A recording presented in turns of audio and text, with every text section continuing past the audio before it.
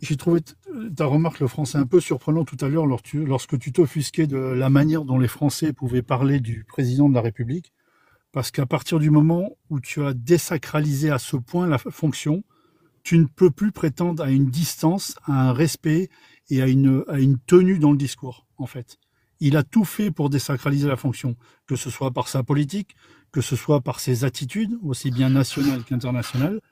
Donc, à partir du moment où il se met au même niveau qu'un Français moyen et qui ne garde plus sa stature, il ne peut plus prétendre à un respect quotidien permanent. C'est comme si vous mettiez en fait une personne au centre de la cour de récréation, vous mettez en cercle autour de lui et puis vous lui jetez des cailloux parce qu'il n'a pas exécuté à la lettre vos désirs Enfin, euh, il n'y a aucune Français, remise en... français, Il y français. a, Moi, par exemple, tu vois, français dans mon combat politique, mon militantisme, la sécurité, l'immigration, le respect des OQTF, tu vois, ça, par exemple, ce sont 3 de mes priorités. À moi. Bon. Est-ce qu'il a agi en conséquence? Non. Par contre, il a parlé. Il a osé dire que la sécurité avait été son ambition numéro 1. Il a osé dire qu'il y aurait 100% des OQTF. On est à 7, etc., etc. Donc, moi, je veux bien. Mais rien que sur les sujets qui sont les miens, effectivement, chacun ici, même ceux qui nous écoutent, vont dire, moi, j'aurais bien voulu qu'il agisse là-dessus, là-dessus, là-dessus. On a tous des attentes différentes. Mais on sait quand même que mes attentes sont globalement, dans toutes les études et sondages et compagnie, mes attentes sont celles qu'on retrouve dans les attentes de la société française. Le pouvoir d'achat, pareil. Pouvoir d'achat, insécurité, immigration, c'est les 3 points essentiels qui ressortent dans toutes les enquêtes d'opinion. A-t-il agi là-dessus? Non.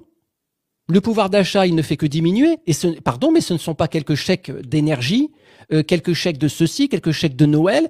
Les gens n'ont pas besoin de ça. Ils ont l'impression, et c'est là où il n'a pas le feeling de l'humanisme et du contact électoral, parce qu'il n'a jamais été élu avant. C'est aussi ça son problème, faut pas l'oublier. Ce mec a été élu tout de suite président de la République, mais il n'a jamais été élu député, maire, ni rien.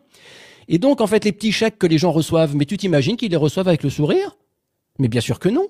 Ils préféreraient vivre de leur travail et ne pas avoir à être soutenus financièrement et supportés économiquement par des petits chèques qui tombent de l'Élysée. Ça n'intéresse pas les Français, contrairement à ce qu'on croit. Donc moi, je suis désolé, mais rien que sur les 4 points qui sont les miens, il a échoué. Et les 4 points qui sont les miens, il a promis l'inverse et il n'a réalisé absolument que dalle. Donc, et les 4 points que moi j'attends, ce sont les 4 points qui sont attendus par la société française. Si encore, tu vois, si encore il avait ce courage humain de dire, OK, sur la sécurité, on n'a pas été bon. On n'a pas été bon jusqu'à présent, mais on va corriger. OK, moi j'accepte que les gens se trompent. Mais il est tellement hautain, il est tellement déconnecté, il est tellement narcissique que jamais il n'acceptera s'être trompé. Jamais. Quand il s'est barré à l'étranger après la recomposition de l'Assemblée nationale, il a dit maintenant, allez hop, démerdez-vous. Maintenant, c'est plus mon problème, c'est le problème des partis politiques, la petite tambouille nationale. Là, il s'est barré à l'étranger. D'ailleurs, c'est étonnant quand tu regardes son agenda. Il est toujours très très loin de la France dès que ça commence à bouillir. C'est bizarre.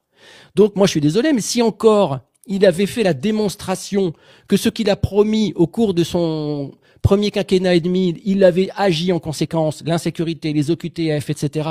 Mais il n'a rien fait. Rien du tout.